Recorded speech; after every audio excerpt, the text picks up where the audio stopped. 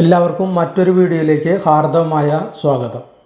ഇന്നത്തെ വീഡിയോയിൽ നമ്മൾ പരിചയപ്പെടാൻ പോകുന്നത് കുറച്ച് നാനോ ഫെർട്ടിലൈസർ ഓഹരികളെ കുറിച്ചാണ്. ഇങ്ങനത്തെ കമ്പനികൾ ഒരു ദീർഘനാളത്തേക്ക് അല്ലെങ്കിൽ ഒരു ലോങ് ടേം വ്യൂവിലുള്ള ഒരു പ്രോസ്പെക്ട്സ് ആണ്.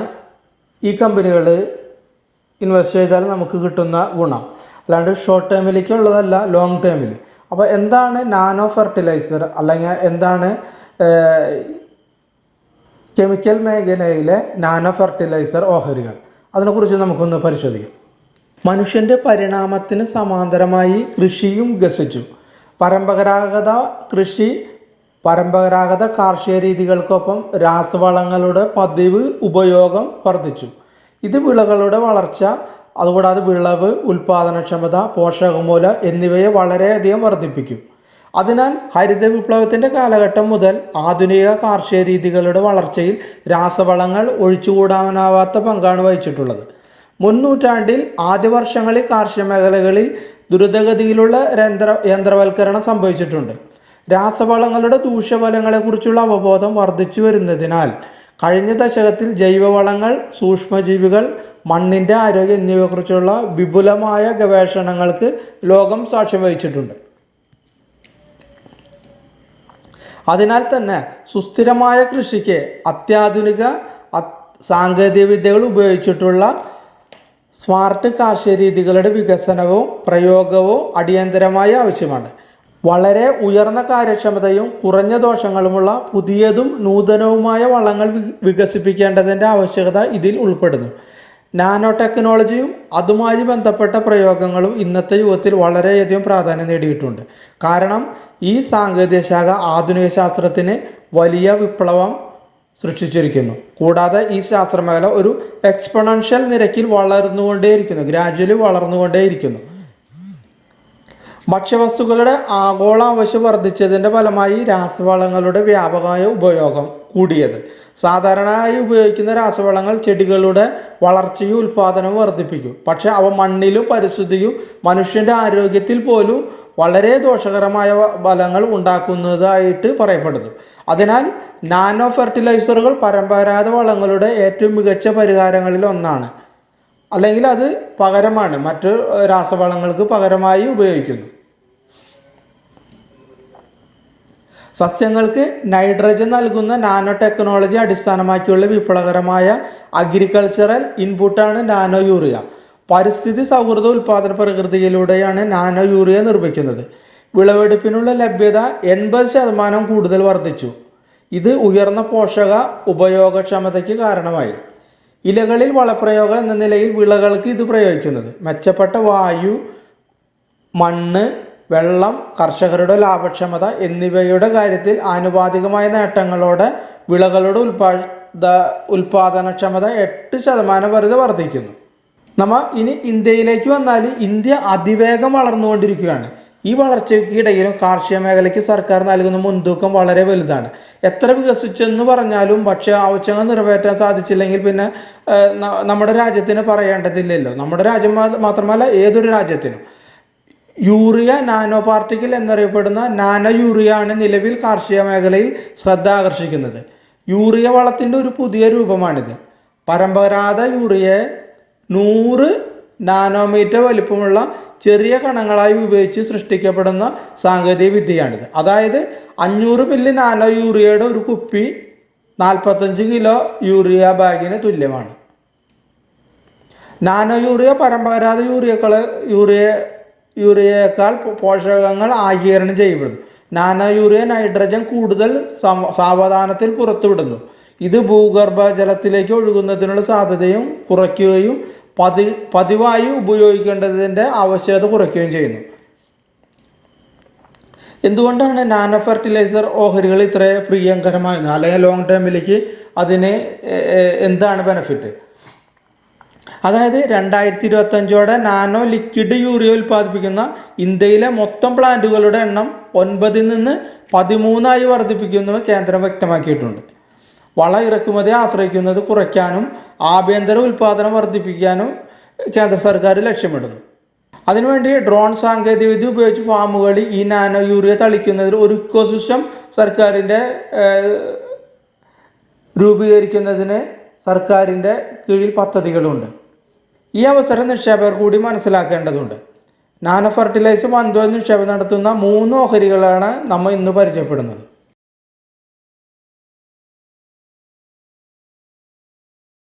അപ്പോൾ നമ്മൾ ആദ്യമായിട്ട് നോക്കാൻ പോകുന്നത് മേഘമണി ഓർഗാനിക്സ് ലിമിറ്റഡ് എന്ന് പറയുന്ന ഒരു കമ്പനിയാണ്. നിലവിൽ മേഘമണി ട്രേഡ് ചെയ്തുകൊണ്ടിരിക്കുന്നത് 86 രൂപ റേഞ്ചിലാണ് ട്രേഡ് നടന്നുകൊണ്ടിരിക്കുന്നത്. കമ്പനിയെക്കുറിച്ച് പറയുകയാണെങ്കിൽ ലോകമെമ്പാടും കാര്യമായ സാന്നിധ്യമുള്ള ഒരു പ്രമുഖ വൈവിധ്യമാർന്ന കെമിക്കൽ കമ്പനിയാണിത്. കീടനാശിനി, ഇൻ്റർമീഡിയറ്റുകൾ, ടെക്നിക്കൽ ഫോർമുലേഷൻസ് എന്നിങ്ങനെ 3 വിശാലമായ അഗ്രോ കെമിക്കൽ ഉൽപ്പന്നങ്ങൾ കമ്പനി നിർമ്മിക്കുന്നുണ്ട്. ഗുജറാത്തിൽ പുതിയ നാനോ യൂറിയ പ്ലാന്റ് സ്ഥാപിക്കാൻ മേഘമണി ഓർഗാനിക് 150 കോടി രൂപയുടെ ഇപ്പോൾ അടുത്ത കാലത്ത് വകയിരുത്തിയിട്ടുള്ളത്. പ്രതിവർഷം ഏകദേശം 5 കോടി കുപ്പികൾ, അതായത് 500 മില്ലിയുടെ 5 കോടി കുപ്പികൾ നിർമ്മിക്കുന്ന തരത്തിലാണ് ആ പ്ലാന്റിൻ്റെ പ്രവർത്തനം. 2024 സാമ്പത്തിക വർഷത്തിൽ അവസാനത്തോടുകൂടി പ്ലാന്റ് വാണിജ്യാടിസ്ഥാനത്ത് ഉൽപ്പാദനം ആരംഭിക്കുമെന്ന് കമ്പനി പ്രതീക്ഷിക്കുന്നു. ഈ പദ്ധതി മൂലം കമ്പനിക്ക് ഏകദേശം 1000 കോടി രൂപയുടെ ടോപ്പ് ലൈൻ കൈവരിക്കാൻ സാധിക്കുമെന്ന് പ്രതീക്ഷിക്കുന്നു.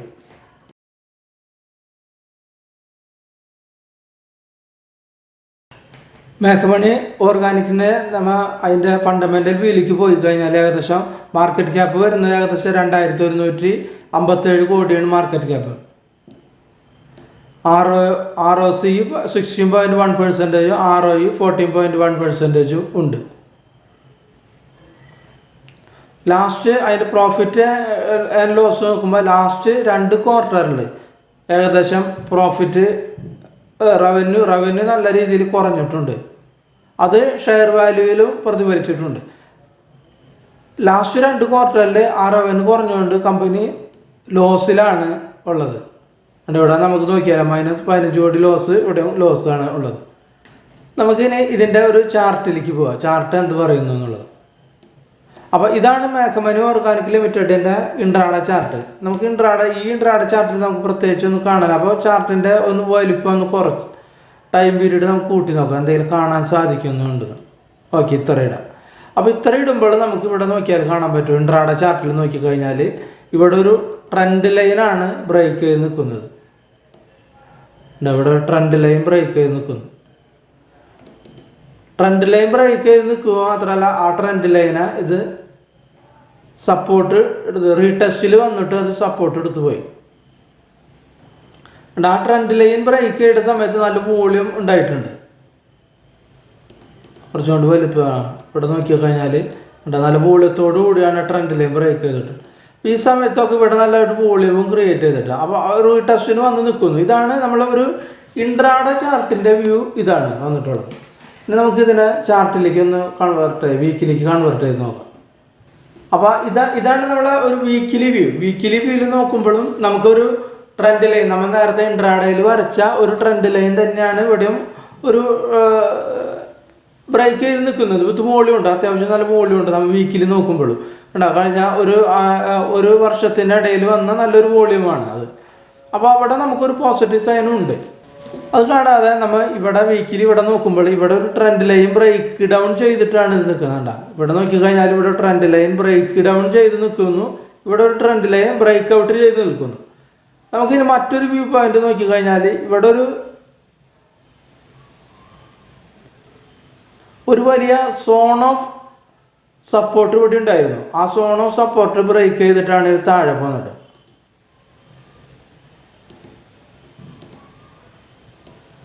ഇവിടെ ഒരു സോൺ ഓഫ് സപ്പോർട്ട് ഉണ്ടായിരുന്നു.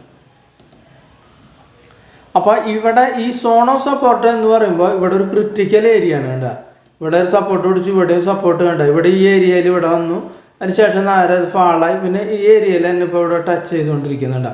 ഇവിടെ ഈ ഏരിയയിൽ നമ്മൾ വീക്കിൽ നോക്കുമ്പോൾ ഇത് ടച്ച് ചെയ്ത് നിൽക്കുന്നത്.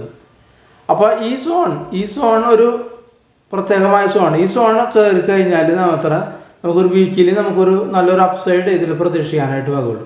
ഈ അപ്സൈഡ് പ്രതീക്ഷിച്ചാൽ നമുക്ക് ഇവിടെ ഒരു റെസിസ്റ്റൻസ് ഇവിടെയും വരെ എത്താൻ മിക്ക സാധ്യതയുണ്ട്. അത് കഴിഞ്ഞിട്ട് ഇവിടെ നിന്ന് കയറി പോയാൽ മാത്രമേ നമുക്കൊരു അപ്സൈഡ് മൊമെൻറ്റം ഒരു ലോങ് ടേമിലേക്ക് നമുക്ക് കിട്ടാൻ വിത്ത് ചാർട്ട് വെച്ച് നോക്കുമ്പോൾ ഇത്. പിന്നെ അതുകൂടാതെ ലാസ്റ്റ് 2 ക്വാർട്ടറിലും റവന്യൂ കുറഞ്ഞു, പ്രോഫിറ്റ് ഇല്ല, ലോസിലാണ് നിൽക്കുന്നത്. അപ്പോൾ ഇതാണ് ഇതിൻ്റെ ഒരു ഡ്രോബാക്ക് ഈ ഷെയറിൻ്റെ. അപ്പോൾ നമുക്ക് കാത്തിരിക്കുക എന്ന് മാത്രമേ ഇതിൽ പറയാനായിട്ടുള്ളൂ. അപ്പോൾ ആദ്യം പറഞ്ഞു ഞാൻ, ഇതൊരു റെക്കമെൻഡേഷൻ അല്ല, ഇതൊരു നാനോ ഫെർട്ടിലൈസർ ഓഹരികളെ പരിചയപ്പെടുത്തുന്ന ഒരു വ്യക്തിയാണ്. അപ്പോൾ ഇൻവെസ്റ്റ്മെൻറ്റ് ഡിസിഷൻ എടുക്കുന്നതിന് മുമ്പ് നിങ്ങളുടെ ഫിനാൻസ് അഡ്വൈസറുമായിട്ടൊന്ന് കൺസൾട്ട് ചെയ്യണം. അപ്പോൾ ഇനി നമുക്ക് അടുത്ത ഷെയറിലേക്ക് പോവാം.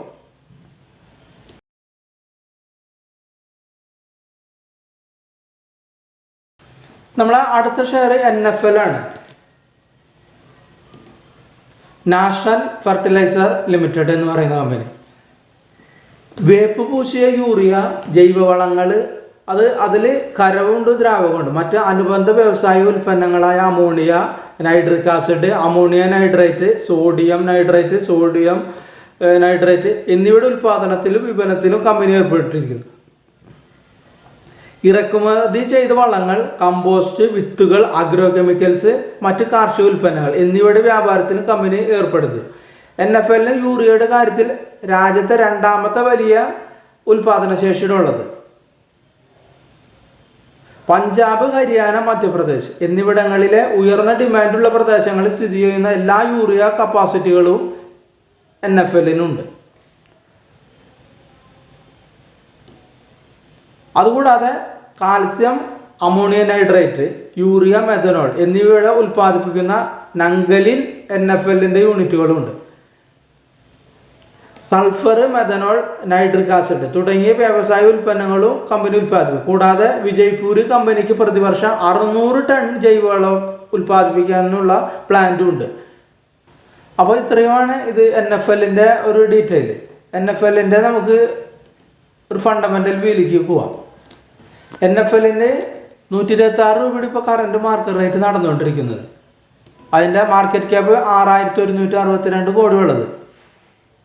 ROC 15.6%, ROE 90.8 ഉണ്ട്. രണ്ടും നല്ലൊരു ROEയും അത് നല്ലൊരു ക്രൈറ്റീരിയ ആണത്.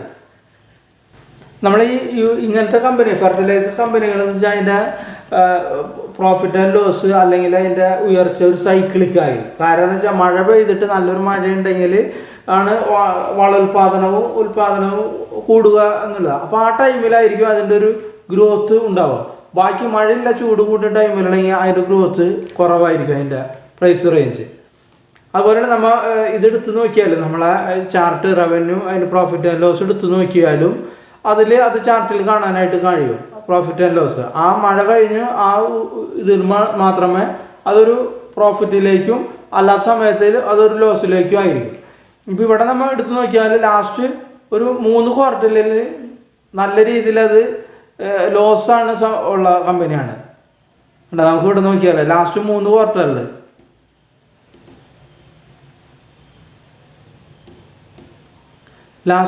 ക്വാർട്ടറിൽ നമ്മൾ നോക്കിയാൽ ഇവിടെ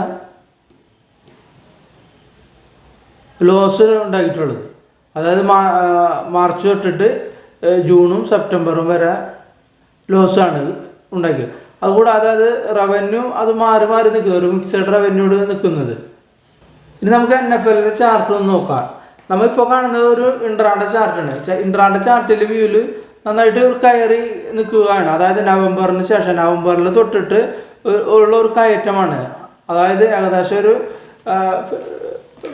60-75% കയറി. ഏകദേശം 70-ൽ നിന്നാണ് ഇത് ഇത്രയും കയറി പോകുന്നത്. ഇവിടെ നിന്ന് ഇത്രയും കയറി പോകുന്നത് 70-ൽ നിന്ന്. ഇവിടെ 70 റേറ്റ്. അവിടെ നിന്നാണ് ഇത്രയും കയറി നിൽക്കുന്ന ഷെയറാണിത്. നമ്മൾ ഇൻട്രാഡേ നോക്കുമ്പോൾ നമുക്കിതിൽ വല്ല ഓപ്പർച്യൂണിറ്റി നമുക്ക് മന്ത്ലി ചാർട്ട് വെച്ചിട്ട് ഉണ്ടോ എന്ന് നോക്കാം. വീക്കിലി ചാർട്ട് നമ്മൾ നോക്കുമ്പോൾ ഇതിപ്പോൾ വീക്കിലി ചാർട്ട് ഒരു കൺസോളിഡേഷൻ ഏരിയയിലായിരുന്നു ഒരു 8 മാസത്തോളം. ഇത് കണ്ട ഈ ഏരിയയാണ് ബ്രേക്ക് ചെയ്തിട്ടാണ് ഇത് പോയിട്ടുള്ളത്. അപ്പോൾ ഇപ്പോൾ നമുക്കൊരു ഇൻവെസ്റ്റ്മെൻറ്റിന് പരിഗണിക്കുമ്പോൾ ഇതൊരു അഭികാമ്യമല്ല. കാര്യം ഇത്രയും കയറി നിൽക്കുന്നുണ്ട്. 70-ൽ നിന്നാണ് ഇത്രയും കയറി നിൽക്കുന്ന ഒരു സ്റ്റോക്കാണ്. അപ്പോൾ ഒരു റീടെസ്റ്റ് വരുമ്പോഴോ അല്ലെങ്കിൽ ഇവിടെ ഒരു കൺസോളിഡേഷൻ വരുമ്പോഴോ നമുക്കൊരു ഇൻവെസ്റ്റ്മെൻറ്റിന് പരിഗണിക്കുന്നതാണ് ഇത് നല്ലത്. മന്ത്ലി വ്യൂ നോക്കിയാലും അതെ, കൃത്യമായ റെസിസ്റ്റൻസ് ബ്രേക്ക് ചെയ്ത് നിൽക്കുന്ന ഒരു ഷെയറാണിത്. കൃത്യമായ റെസിസ്റ്റൻസ് മാത്രമല്ല കണ്ട, ഇവിടെ ഒരു റെസിസ്റ്റൻസ് സോണും ഉണ്ടായിരുന്നു ഉണ്ടാ, 1-2 പ്രാവശ്യം റെസിസ്റ്റൻസ് സോൺ.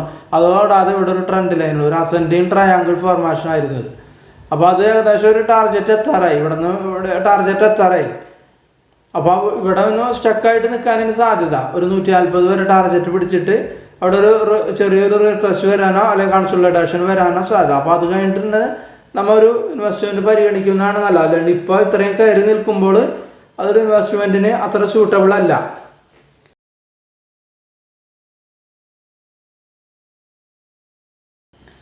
അടുത്ത് നമ്മൾ നോക്കാൻ പോകുന്ന ഷെയറാണ് കോറമാൻഡൽ ഇൻ്റർനാഷണൽ ലിമിറ്റഡ്. കമ്പനിയെ കുറിച്ച് പറയുകയാണെങ്കിൽ കാർഷിക മൂല്യ ശൃംഖലയിലുടനീളം വൈവിധ്യമാർന്ന ഉൽപ്പന്നങ്ങളും സേവനങ്ങളും വാഗ്ദാനം ചെയ്യുന്ന ഇന്ത്യയിലെ ഒരു പ്രശസ്ത കാർഷിക പരിഹാര ദാതാവാണ് ഈ കമ്പനി. കമ്പനിയുടെ ബിസിനസ് 2 പ്രധാന വിഭാഗങ്ങളിൽ ഉൾക്കൊള്ളുന്നത്: പോഷകവും വിള സംരക്ഷണവും, വളം വിള സംരക്ഷണം, ജൈവ കീടനാശിനി, സ്പെഷ്യാലിറ്റി ന്യൂട്രിയൻ്റ്, ഓർഗാനിക് വളം എന്നിവയിലാണ് കമ്പനി സ്പെഷ്യലൈസ് ചെയ്യുന്നത്. അതായത് ഫോസ്ഫറ്റിക് വളത്തിൽ ഇന്ത്യയിലെ 2ാമത്തെ വലിയ നിർമ്മാതാവും വിതരണക്കാരനുമാണ് ഈ കമ്പനി. കമ്പനിക്ക് ആന്ധ്രാപ്രദേശ്, തെലുങ്കാന, കർണാടക, മഹാരാഷ്ട്ര എന്നിവിടങ്ങളിലായി ഏകദേശം 750-ലധികം ഗ്രാമീണ റീറ്റെയിൽ ഔട്ട്ലെറ്റുകൾ ഉണ്ട്. അതുകൂടാതെ മണ്ണ് പരിശോധന, കാർഷിക യന്ത്രവൽക്കരണം എന്നിവ ഉൾപ്പെടെയുള്ള കാർഷിക ഇൻപുട്ട് ഉൽപ്പന്നങ്ങളും കാർഷിക സേവനങ്ങളും കമ്പനി കൊടുക്കുന്നുണ്ട്. ഇന്ത്യയിലുണ്ടെന്നുള്ള കമ്പനിക്ക് ഏകദേശം 18 നിർമ്മാണ കേന്ദ്രങ്ങളുണ്ട്. കമ്പനി ഏകദേശം 4.4 ദശലക്ഷം ടണ്ണ് രാസവളങ്ങളാണ് വിപണനം ചെയ്യുന്നത്. 13 മാർക്കറ്റിംഗ് ഓഫീസുകളിലൂടെയും 20,000-ലധികം ഡീലർമാരുടെയും ശൃംഖലയുടെയും കമ്പനി തങ്ങളുടെ ഉൽപ്പന്നങ്ങൾ ഇന്ത്യയിലുടനീളം വിതരണം ചെയ്യുകയും ലോകമെമ്പാടുമുള്ള വിവിധ രാജ്യങ്ങളിലേക്ക് കീടനാശിനി കയറ്റുമതി ചെയ്യുകയും ചെയ്യുന്നുണ്ട് കമ്പനി. അപ്പോൾ ഇതാണ് കോറമണ്ടൽ ഇൻ്റർനാഷണലിൻ്റെ ഒരു ബാക്ക്ഗ്രൗണ്ട്. അപ്പോൾ ഇനി നമുക്ക് കമ്പനിയുടെ ഫണ്ടമെൻ്റൽ വ്യൂയിലേക്ക് ഒന്ന് പോയി നോക്കാം. അതായത് കോറമണ്ടൽ ഇൻ്റർനാഷണലിൻ്റെ മാർക്കറ്റ് ക്യാപ്പ് ഏകദേശം 33,000 കോടിക്ക് അടുത്താണുള്ളത്. PE വളരെ കുറഞ്ഞ PE ഇപ്പോഴും ട്രേഡ് നടന്നുകൊണ്ട് 16.4. നല്ല ROC ഉണ്ട്, 38.3% ROC. ROE നല്ലതായിട്ടുണ്ട്, 28.1. നല്ല ബുക്ക് വാല്യൂ ഉള്ള കമ്പനി തന്നെയാണ്. കമ്പനി ഡെബിറ്റ് ഫ്രീ കമ്പനിയാണ്, അതായത് കടമില്ലാത്ത ഒരു കമ്പനിയാണ്. നമ്മൾ ആദ്യത്തെ 2 കമ്പനികളെ എടുത്തു നോക്കിയാൽ കോറമണ്ടലിൽ അതായത് ലോസിലേക്ക് പോയിട്ടില്ല, കമ്പനി എപ്പോഴും പ്രോഫിറ്റിൽ തന്നെ നിലനിൽക്കുകയാണ്. ഇപ്പോൾ ലാസ്റ്റ് നമ്മൾ ഡിസംബറിലെ ക്വാർട്ടറിലെ റിസൾട്ട് ഇതിൽ വന്നിട്ടില്ല. സെപ്റ്റംബറിൽ എടുത്ത് നോക്കുമ്പോൾ നല്ലൊരു പ്രോഫിറ്റ് ഇവിടെ ഉണ്ട്. നമ്മൾ ഇവിടെ നോക്കിയാൽ കാണാം, സെപ്റ്റംബറിൽ എടുത്ത് നോക്കുമ്പോൾ നല്ലൊരു ക്വാർട്ടറിലൂടെ സെപ്റ്റംബറിലുള്ളത്. ലോസിലേക്ക് ഒരിക്കലും പോയിട്ടില്ല, കമ്പനിയുടെ പ്രോഫിറ്റിൽ തന്നെ നിലനിൽക്കുന്നു. പക്ഷെ അത് കമ്പനിയുടെ ഷെയർ വാല്യൂയിലും അത് കാണാനായിട്ട് സാധിക്കും നമുക്ക്. അപ്പോൾ നമുക്ക് ഇതിൻ്റെ ഒരു ചാർട്ടിലേക്ക് പോയി നോക്കാം. ഇതാണ് കോറമണ്ടലിൽ ഒരു ഇൻട്രാഡേ ചാർട്ട്. അതായത് ഒരു സപ്പോർട്ട് പോയിന്റിൽ വന്ന് നിൽക്കും. ഇവിടെ റെസിസ്റ്റൻസ് കയറിപ്പോയ ഒരു സപ്പോർട്ട് പോയിന്റിലാണ് ഇപ്പോൾ ട്രേഡ് ചെയ്തുകൊണ്ടിരിക്കുന്നത്. പക്ഷെ ഇവിടെ ഒരു ബൈ ഓപ്പർച്യൂണിറ്റി നമുക്ക് ഇവിടെ ഒരു കാണാനായിട്ട് സാധിക്കുന്നില്ല.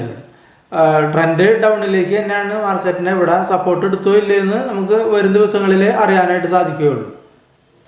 നമ്മൾ വീക്കിലി ചാർട്ട് എടുത്ത് നോക്കിയാൽ ഒരു സൈക്ലിംഗ് ആണ് കമ്പനിയുടെ ഒരു ചാർട്ട് വ്യൂ നോക്കിയാൽ. അതായത് കുറച്ച് കയറി പിന്നെ ഒന്ന് ഇറങ്ങി പിന്നെ കയറി പിന്നെ ഒന്ന് താഴ്ന്നു പിന്നെ കയറി പിന്നെ താഴ്ന്നു പിന്നെ കയറി പിന്നെ താഴ്ന്നു ഇങ്ങനത്തെ ഒരു മൂവ്മെന്റ് ഉണ്ട്. ഇങ്ങനെ കയറി ഇങ്ങനത്തെ കയറി താഴ്ന്നു ഇങ്ങനെ ഒരു മൂവ്മെന്റ് ഉണ്ട് ഇപ്പോൾ നടന്നുകൊണ്ടിരിക്കും.